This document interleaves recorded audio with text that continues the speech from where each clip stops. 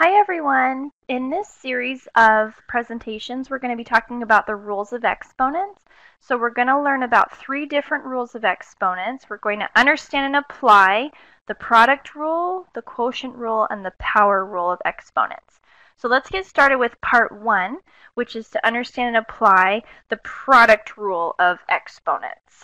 And when you have 2 expressions that have the same base, and those expressions are multiplied together, you can simplify the problem by adding the exponents together. So the general rule says that the bases should be the same. In this case, I've used x's for the bases. And if the bases are the same and you're multiplying the expressions together, then you can add the exponents together. So for the example, a to the 5th times a to the 6th, we would add the 5 and the 6 together to get 11. So that's a to the 11th.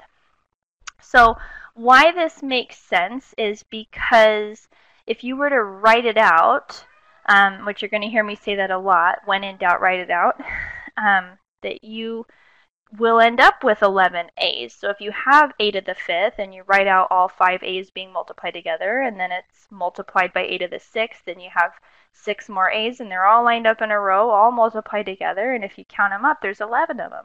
So that answer is a to the 11th. One more example, I have 3 terms here. All of them have the base of 8. And so if I write it all out, I have 12 8s being multiplied together, and then 5 8s being multiplied together, and 7 8s being multiplied together, and all in a row. If I were to count up all of them, I'd have 24.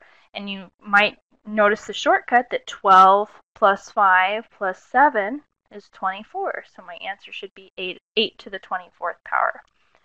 So at this point, I'd like you to try one on your own. So go to join.quizzes.com and enter the game code that I included in the email and message with this recording. And you are now ready to do question 1. So go ahead and finish up with this recording, try that question, and then move on to the second video in this series.